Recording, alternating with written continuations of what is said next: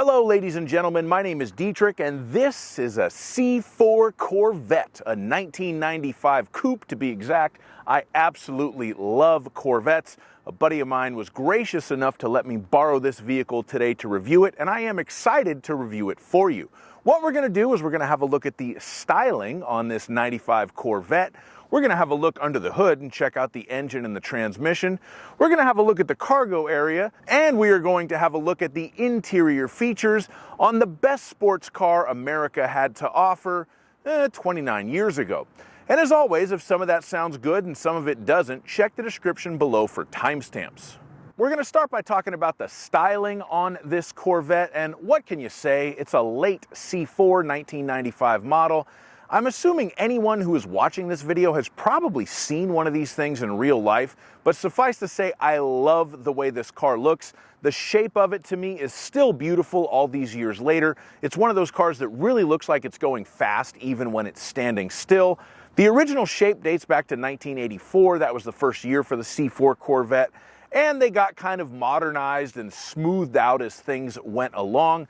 And this, of course, was the second to last model year, so pretty much all the refinements that you're going to see on one of these cars, at least a base that's not a Grand Sport or a ZR1 or whatever, are going to be on this car. I do think the body looks great. I also love the lights. Of course, we have pop-up headlights. We have the little fog lights underneath the pop-up headlights. I've always loved the way that looks. If you come around to the side in the front, you have the turn signal, and then you have the additional little lamp that comes on when you put your turn signal on. Every car should have that. It helps light up the way so you can see where you're going at night when you're making a turn. You'll also notice similar lights towards the rear of the vehicle, but what do those do? Well, they come on when you put the car in reverse so that you can kind of see better when you're backing up at night. It lights up the sides of the car. Again, an excellent feature that probably every car should have. It wouldn't have killed them to light up those front lights too, so you make sure you don't reverse into anything, but hey, you can't have it all. And you look at the styling on the car and it's so clean, and you think to yourself, where do I put gas in this thing? Well, it's not on the driver's side, it's not on the passenger side, it's in the back, right in the middle. That is actually where you put gas into a Corvette. It's pretty cool. I actually like it because you can pull up to whatever gas pump is available, and it's accessible right there. Just put it in the butt. But I think what I really love about just about every Corvette, except for kind of the C7s and definitely the C8s have lost this, is the front protrusion that is the hood. This car is like almost 50% hood. And when you are driving it, when you're looking out over this big, long, powerful, throbbing, in the case of this vehicle, black thing coming out of the front of it, you just love it. You love the way it looks. If you're a man, there's just nothing better. Now we're going to have a look under the hood and what a view it is. The whole front clamshell comes up, so not only can you see the engine and the accessory drive belts and the air intake and all that stuff, you can also see the wide front tires and the front suspension and the pop-up headlights stowed away in their hibernation position. I've always loved the view under the hood of a C4. It really is one of the coolest cars to pop the hood and look under the engine of. This particular engine is, of course, an LT1. It's an old LT1, not a new LT1. General Motors recycled that terminology when they replaced the LS series of engines. So this is actually a third generation of the original Chevy small block. This engine's roots date back to 1955. It is the last of the 350 cubic inch 5.7 liter V8s, 300 horsepower, 340 torque. It does still give very nice performance. It's nowhere near as rev happy as an LS1 or a new LT1, but that's okay. It's got good low end torque and it's SBC you later when you hit the gas. Much like an old Saab or a young Latina girlfriend, this engine is known to run hot around town, but luckily the coolant temperature gauge on the interior of the car is not damp, so it does give you real information about the coolant temperature of the engine. And as long as it doesn't go into that teeny tiny little warning zone, you should be okay. This engine was kind of designed to run hot, so if it does hit 3/4 on the coolant temperature gauge when you're driving around town, that's not really a problem. That's just what they do. This particular example is equipped with the 4L60E 4-speed automatic transmission. You could have gotten a 6-speed manual as an option in 95, but this particular car has the automatic. The automatic shifts relatively smoothly and gives good acceleration. No complaints about the engine or the transmission for me in this car. You will notice under the hood of this car that it has some sort of aftermarket air intake with 3 separate air filters. It kind of looks like a triple nostril situation. You don't really hear a ton of extra intake noise in the cabin, so that kind of is what it is. I haven't driven this car without it, so I can't say if it benefited performance in any kind of a way. And of course, since this Corvette has been off of a dealer lot for more than 15 minutes, it does have an aftermarket exhaust on it. I have no idea what the aftermarket exhaust is, but let's have a listen.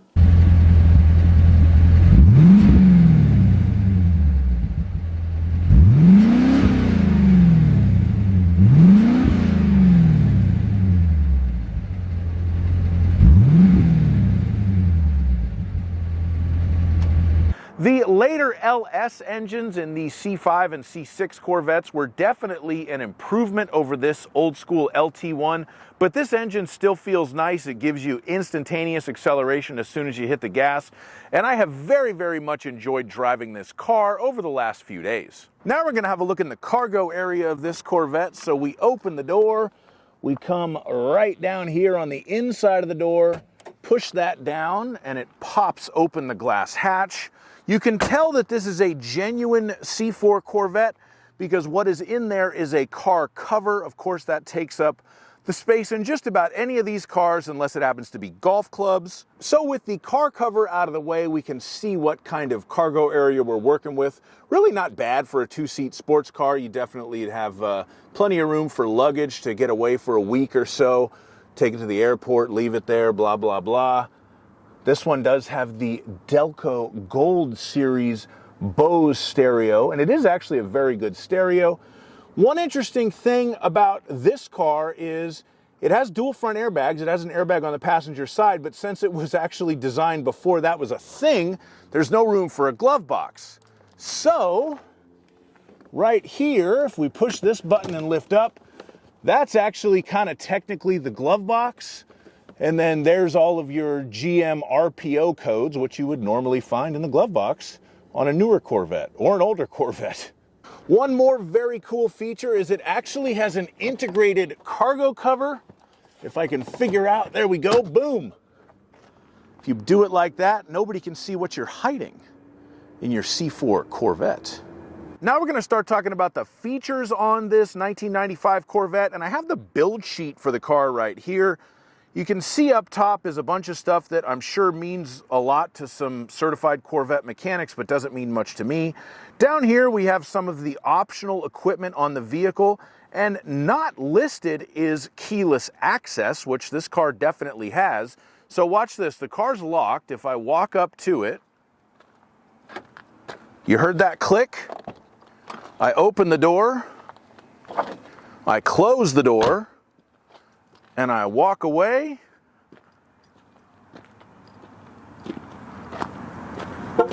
There, that little click honk, it just locked itself. It does that every time you get close to it or walk away from it. It's actually pretty handy, except of course this being a 1995, it doesn't have push button start. So you have to use the key to start it. And these keys are still the General Motors jiggity jack one-sided. That one does the ignition and this one does the door. Of course, I haven't used this round one because of the whole walk away, lock and unlock thing. But if you're going to use either of these keys, you have to make sure that you put it in correctly. It's a very old tech design, but it's what GM did for longer than anybody else. All the American automakers did this, and GM was the last one to go away from it, and thankfully they have, even though probably most of their cars now are just push-button start. Something else you'll notice here on the optional area would be the low tire indicator. So this car does have an early form of tire pressure monitoring, but because it's kind of primitive technology, the sensor goes all the way around the rim. So my buddy whose car this is had new tires put on it, and the guy who installed the tires messed up the tire pressure sensor thing that goes all the way around the rim, and it came loose and was making all kind of noise inside the tire. So we had to take it back and have them fix it or something. We do have full leather seats in this Corvette, and they are 6-way power and reclining on both sides. I only bring that up because it says it right here on the build sheet. Once we're inside the vehicle, these are the power seat controls. This was before everything became homogenized and the same in cars, so you kind of have to get in some old cars and figure it out. That moves the seat forward. That moves the seat back. That kind of tilts the cushion up, tilts the cushion down. And then that raises it and lowers it or reclines and whatever. It's funny, but it works. And it's the same controller for the driver and the passenger side. So if I want to adjust the passenger seat, I just put it there. And then this is also how you adjust the lumbar, the bolsters. You can change different things on the seat. So you do have a lot of adjustments on the seats right here.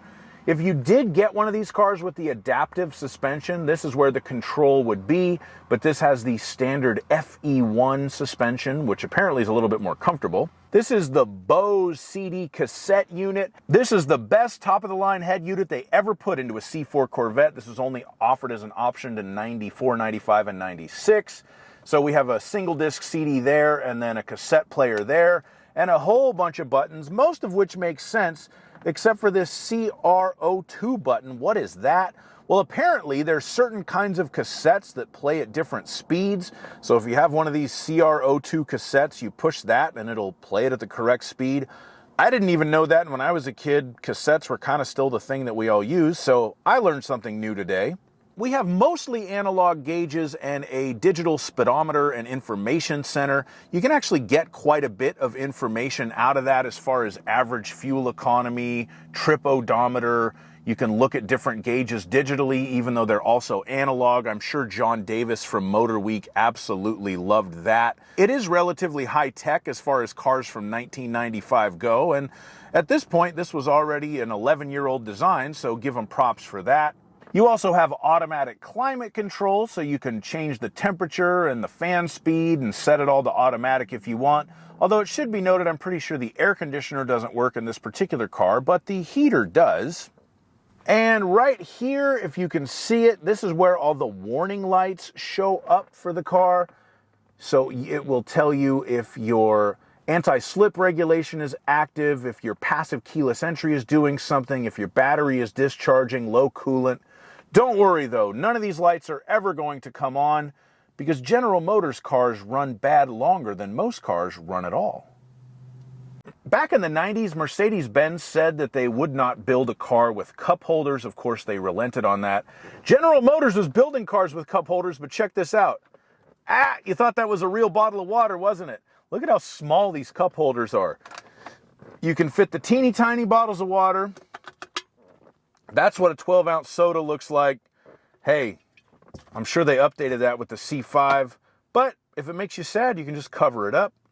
This car also lights up really cool at night. It looks like a spaceship with all the orange stuff lit up, and it actually has some level of ambient lighting. There's a little light that comes down from the rearview mirror to light up the shifter area, and then you have little red lights by the door handles, so some early form of ambient lighting was available on C4 Corvettes. And as I mentioned when I was going over the passenger space, you don't have a glove box in this car. You have a passenger side airbag and some air vents there. But you do get some pretty good storage inside of the doors. You can fit all sorts of interesting things in there. You're never really going to know what some old boy driving a C4 Corvette has directly to his left. Thank you so much for watching my review on this 95 Corvette. I really have enjoyed my time with this car. And if you liked my review, please like the video and subscribe to my channel. I normally review new cars, but I'm always excited when I get a chance to review a nice example of something older and interesting like this. So I do put these up from time to time. So stay tuned and maybe I'll have something good for you soon.